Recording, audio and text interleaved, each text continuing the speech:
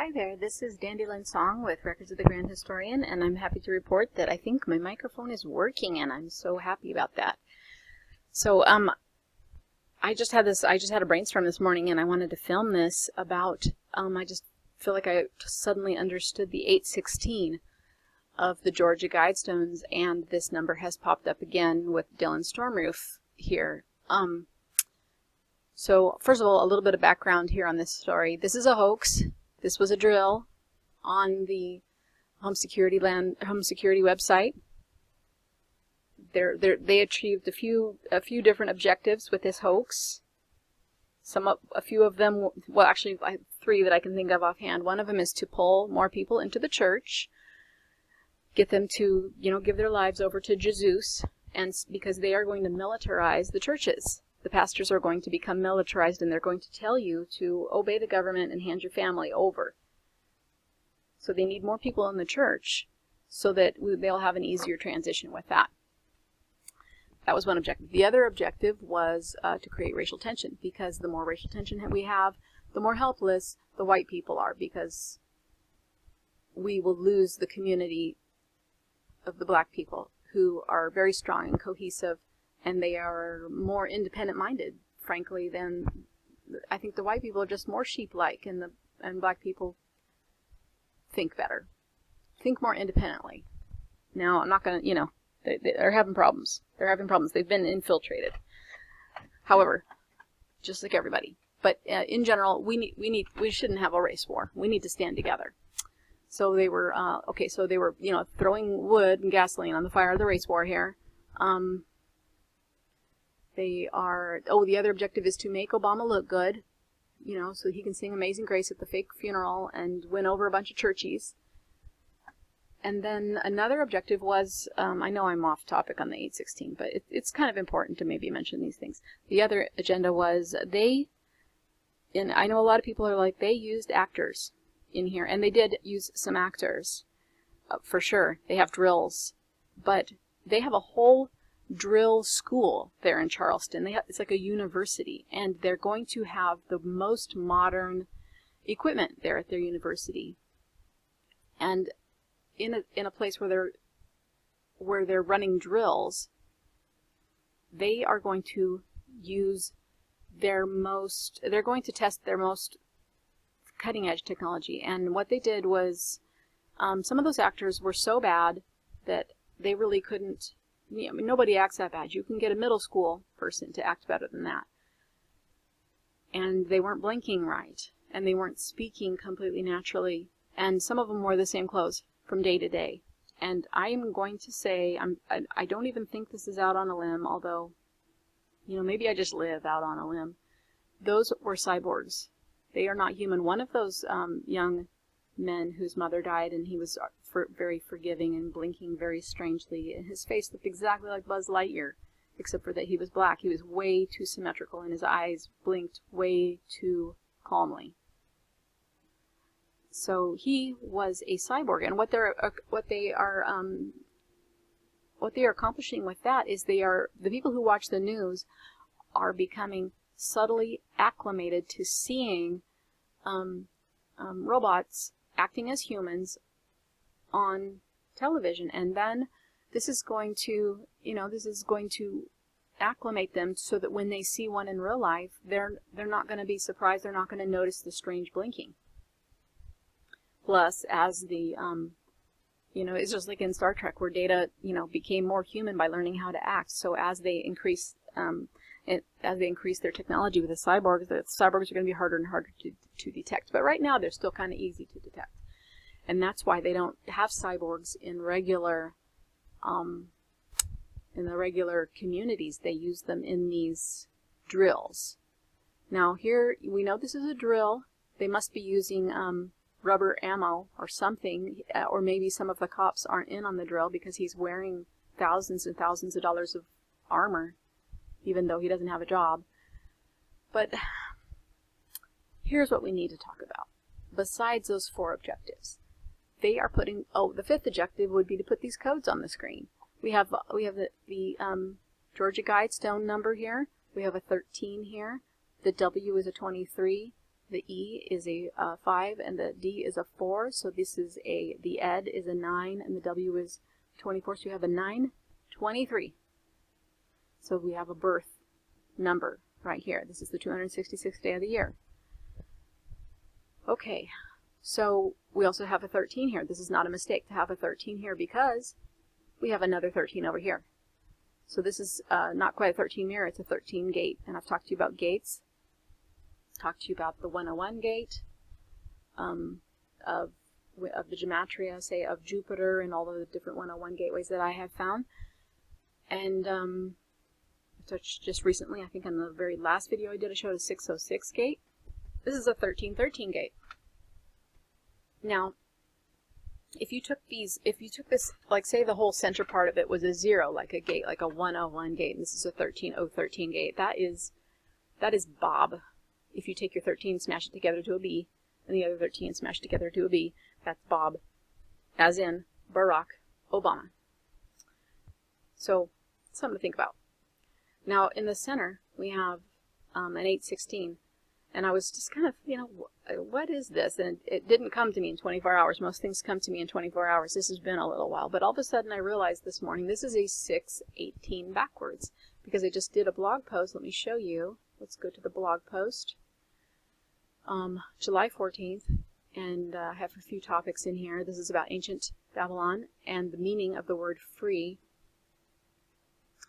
Let's go down to the word free. FR is 618, or the date June 18th as a calendar date. This is the 169th day of the year with 196 remaining.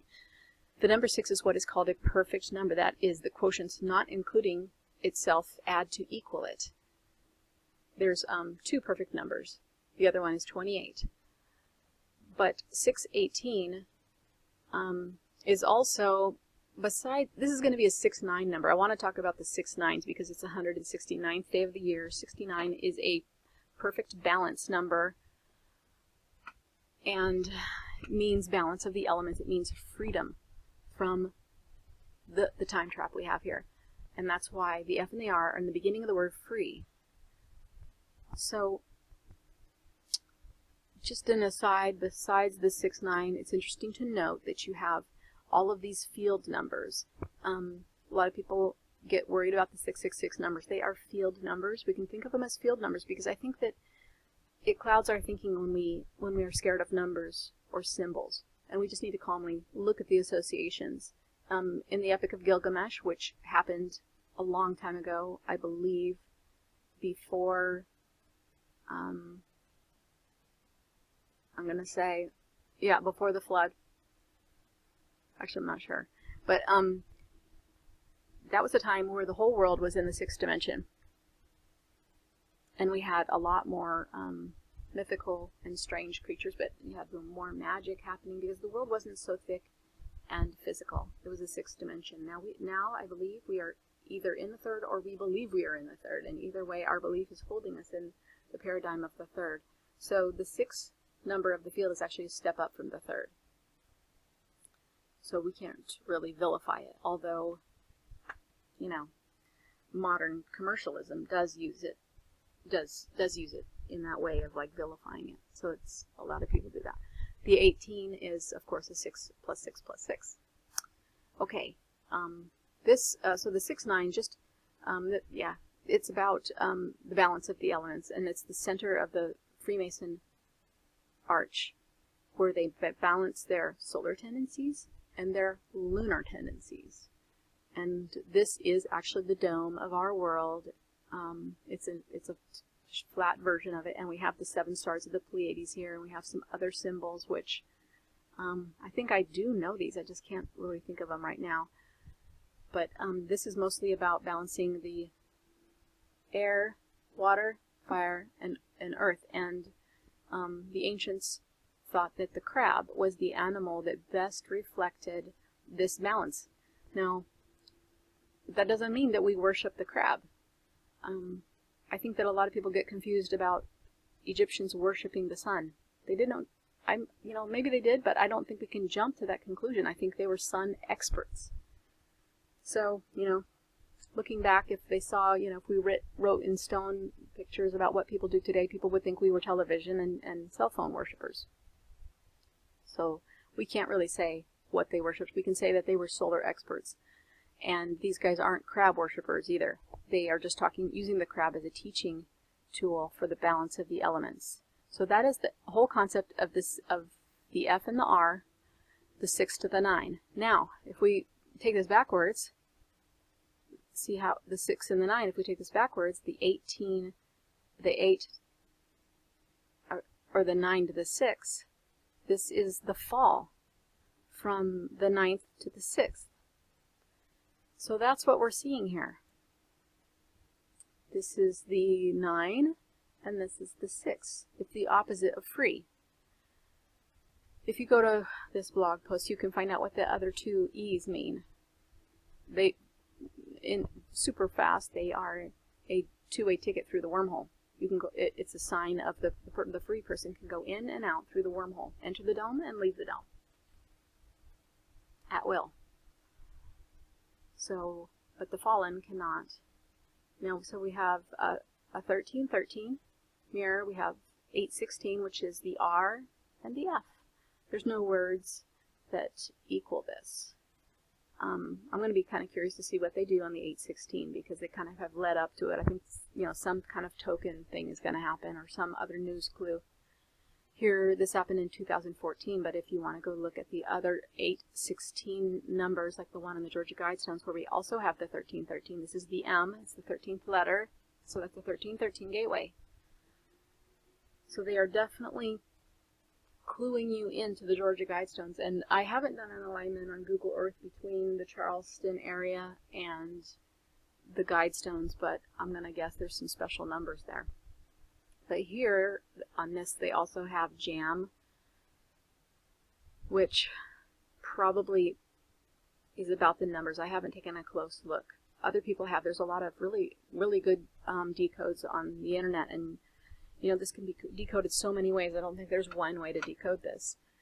But the 2014, if you read it backwards, let's see, I had written this down. Take the date 8/16/2014, like it is on these cubes,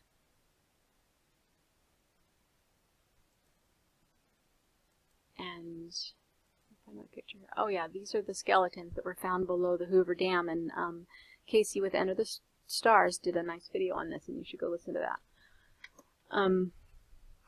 Has the date 2014, and Bernie, live in the dream in the river, and I did a gematria decode on this, and it's buried in my notes, so I don't know how to find this, but these words all mean something. But just to look at the date, if this number was backwards, then the 2014 would be backwards, and that would also be a 41-2, which means 41 is the number of the blind. It's also a vehicle number, and we also, in movies, we find numbers on vehicles that gematria adds up to 41, and they're saying that it's a blind vehicle, and they also code certain characters with 41, and they are showing that character in the movies to be blind. So they're talking about the blindness. Now, what you have to kind of wonder, maybe you could just think this for yourself, because I'm not sure, if this number is backwards from free, but forwards here, you know, then I think they're saying that the free, the FRs, would be the 41. If you read this whole date backwards, it's 41-2-618. So they're saying blind, 2 is the B, which is a birth, or pregnant, blind gestation of the free. But forwards, it's 9-6, which is the fall. 20 is I see 20 a lot, and I think it has to do with the dome, but I'm not really sure. And then 14 is half the date of half of 28, which is the solar rotation, full solar rotation as viewed from the Earth, but it's also has been lately encoded in the Twin Towers. They were up for 28 years. There's your skeletons.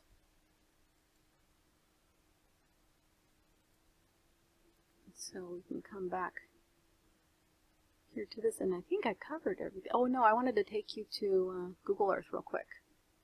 Oh my gosh, we're already at a 15-minute video. So here we are at the Georgia Guidestones.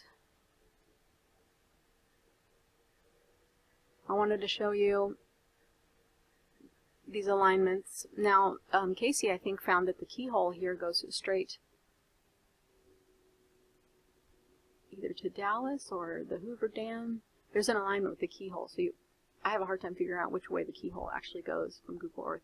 But look at this alignment right here. This is in the 44 direction.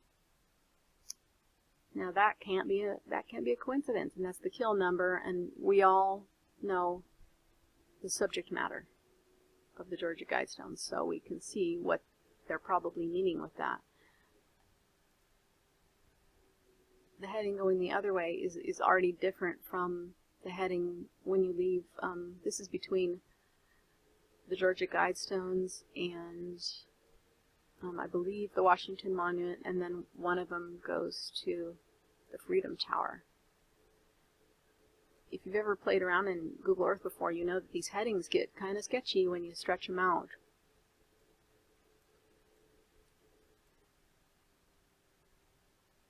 So this is the heading that goes. See, so now it's 2 degrees off from where that one started. And then this one, these are the two that came from the Georgia Guidestones. And this one's 3 degrees off. So just 1 degree difference right here. This one goes to the Freedom Tower, precisely. Earlier, I found that, and you can see here too that, oh, I have so many lines, I don't know, maybe you can't see. Look at the middle line, right here where my cursor is. This is the line that goes straight to the Georgia Guidestones, and then it goes to the Freedom Tower, and you can see that it is more or less a straight line. And given these, you know, kind of the slippage that they have in the headings here, it's kind of hard to know, you know, what is exact and what is, you know, what's an acceptable alignment. When you have these numbers that line up, and these monuments that pretty much line up center to center, you're going to have some error in the numbers. But even if you take one heading, like if you take a heading that's 44 all the way out from Georgia Guidestones, you take it all the way to here, and it's 44. You pull it all the way out. Where'd it go? Yeah, it's 44 all the way to the end. Then you lay it down, and it records it as being a 44 heading. Then if you come here and you take the heading up here, it's nowhere near a 44. So this is what we have to kind of go with here. See, that's quite a bit off. This is the same line. And when I set it down, it said it was a 44. So that's what I'm saying, is it's a little hard, you know, it's a little hard to kind of rationalize how these headings just change right underneath your fingers. And but anyway, I think we have a pretty straight line here from the Freedom Tower to the Washington Monument and the Georgia Guidestones. And also the distances are very telling. Let me pull up this one. From the Georgia Guidestones to the Freedom Tower is 661 miles, 0.11, and it's when you pull it straight from the top and to the end, it measures it as a 44.77 heading. It's just so perfect.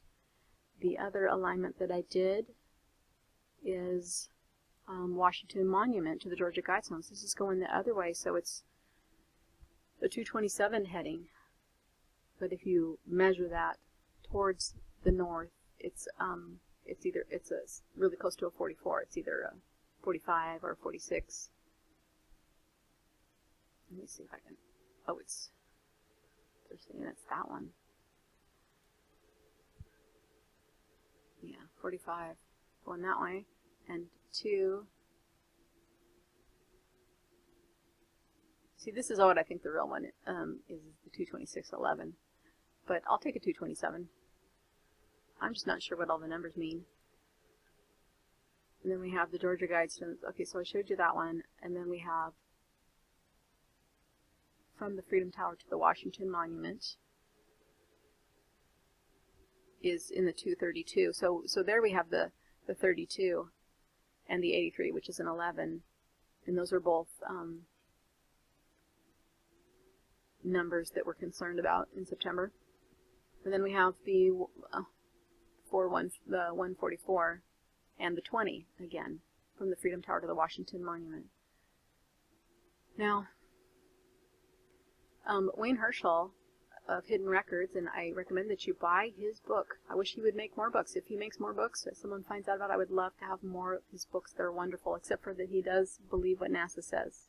But that's okay, you know, he's a nice guy. So, and maybe some of what NASA says is true, I'm not sure. But what he did is he found a whole bunch of star maps all over the world, and what the pattern that he found was Orion pointing to the 7 stars of the Pleiades. So let's look down here, and I know probably all of you have seen that the Freedom Tower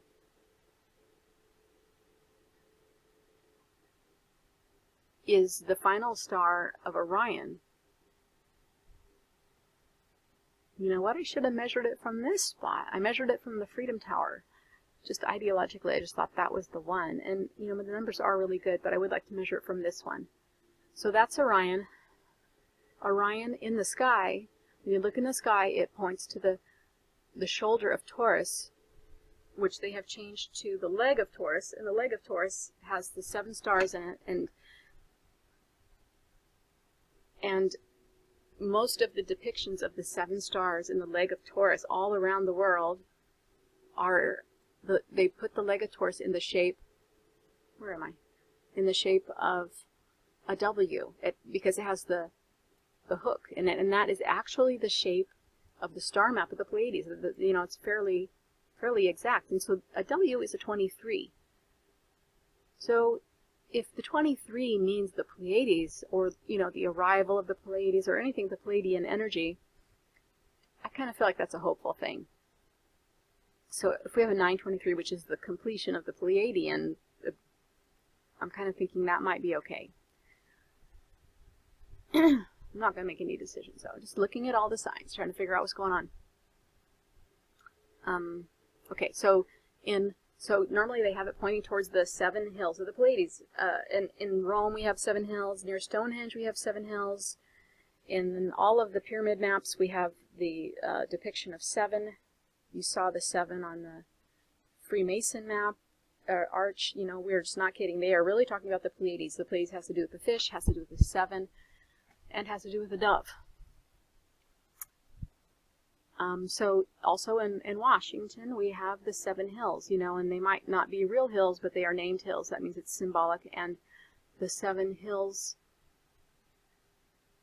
is symbolic of the leg of Taurus in the ancient Egyptian hieroglyphs, and they use that to point to the Star of Ra. Now the Star of Ra must be hard to see because they spend so much time making a map and pointing to it.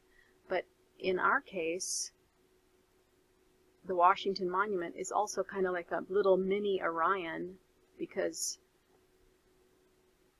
it's the stem of the chalice, and that's the role of Orion. That's what it plays.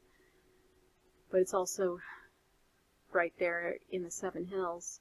And anyway, the 7 hills point, or line up at least, I think in the sky. I don't know if this is all linear, but to the Georgia Guidestones, which in this representation is symbolic of the Star of Ra. This is a gateway. This is like a star map on the ground. This would be a wormhole. So, what? Kind of crazy, right? Okay, this was supposed to be a short video. I have something else important to show you, though. Maybe at some point I will get all this information out, and then I will feel more relaxed, and I will be able to make shorter videos. They'll just be smaller chunks of information. But let's look at this. I drew all this out and then all my lines disappeared, so I drew it all out again. This alignment that I just showed you, straight line, more or less, right here, 44th degree. If you pull this 44th degree out, I don't know which one is it. All right, it goes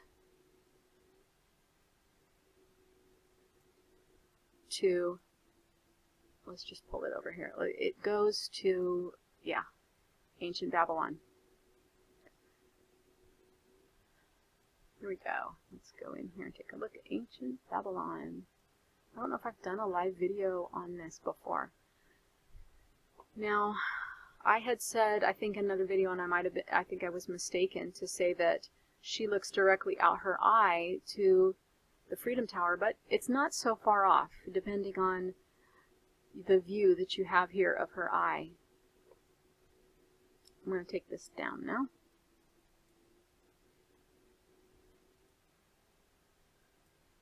So here we are in ancient Babylon. This is our line that goes to the Freedom Tower. So this is interesting because if you go back to that writing on the wall and the decode of the word free that I just was at, it talks about the writing on the wall, Daniel 5, and I have a graphic on that blog that I did about this. And the writing on the wall was supposedly a glowing, a disembodied hand writing in glowing language on the wall and warning the king about that his kingdom was about to fall, and it was going to be divided up between the Medes and the Persians. So you can go back and read more about that. But it's very interesting to have this 32, 32, 32 coordinate with that story from the Bible lining up with our kingdom, our divided kingdom. And I think it is prophetic. All right, well, while we are here in ancient Babylon, I think I told you everything. So we're just going to enjoy ourselves. And I'd like to show you, first of all, I was kind of surprised to find this. We're just going to tour around here. Saddam's palace is right here. We have, oh, this is, let me see if, oh, good. This is an ancient, what do they have a special, oh, ziggurat. They call these ziggurats. And that must be rebuilt because it looks really good. But it was based on an ancient site, and it belongs to one of these Anunnaki gods. Sorry, I just can't roll all that off my tongue. It'd be nice if I could keep all that. But look at these spirals. This is the eye of Isis right here. Should I draw this out for you real quick?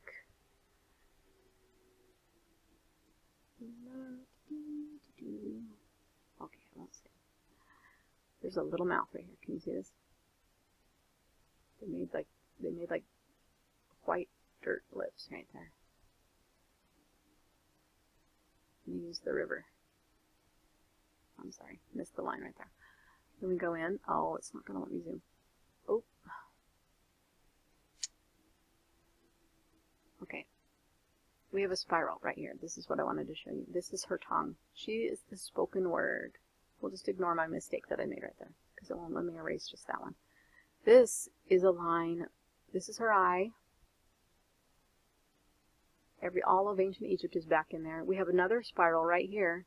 This is, I believe, it's intended to be the cornea of the eye, and I've been talking about the cornea of the eye recently since the Lord Hieroglyph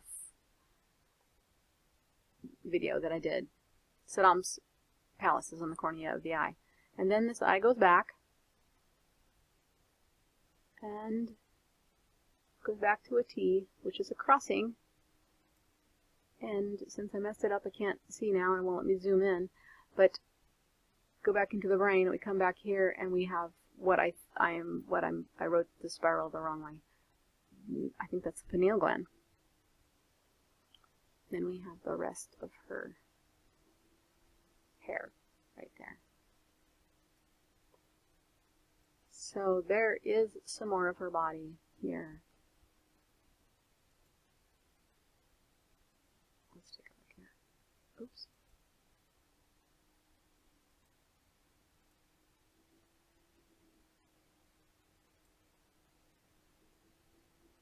And I'll show you. Remember our dragon horse that we just saw? There's the palace gate. This is where they took the Ishtar gate from.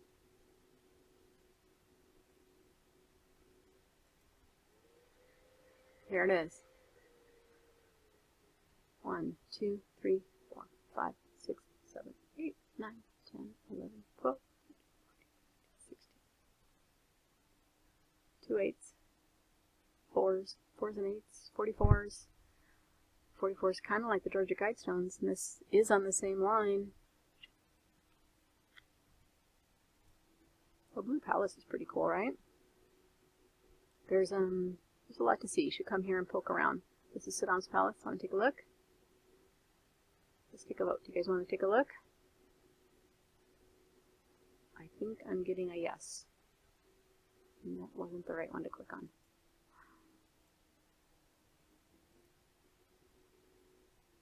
Oh, they had to take it next to the dumpster? There's a palace. Wow. Right on the lens. And we even have her eyebrow right here. A little panoramic. There's a little broken lion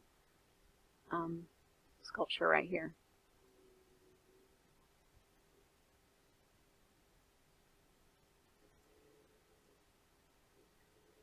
So there's more to see here. I haven't poked around enough to be able to give you a nice fast tour. It's really fun. But this is also a shell.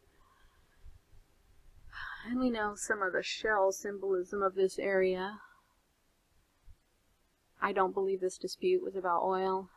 It's about the geography, and it goes back to Anunnaki times. You know, the oil thing, that's a cover story.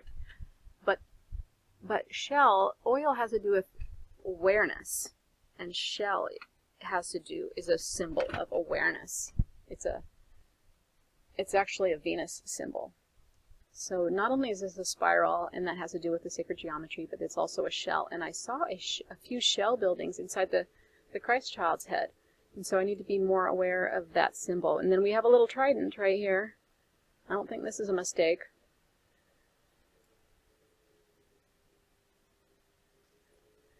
The trident, some of the ancient gods hold a double trident. And I think that could also be the 23, the double 3. A trident on each end. This is her tongue. This could be her ear, I guess. It could be her, maybe that's her earring.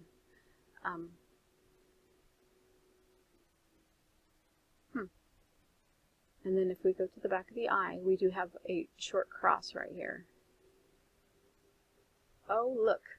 Not only is it a cross, it's this is the globus cruciger type of idea here, where this is here, and it's not an accident that it's right there.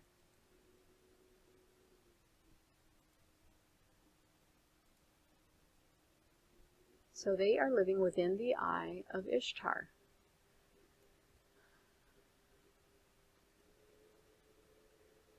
Now I'm just tempted to look for the rest of Ishtar. Maybe this is her mermaid form.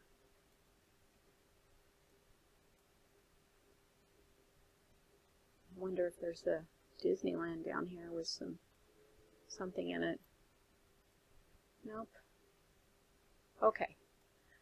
Okay, you guys, thanks for hanging in there with me. I'm so happy and hoping that when I click this off that my microphone will work. Yay! It's been so frustrating to search all over everywhere and rename, and I had to convert my audios, and there's still a long 2 videos that I can't find the audios for. So happy that my microphone's working. Okay. Thanks for hanging out with me. See you next time. Talk to you later. Bye-bye.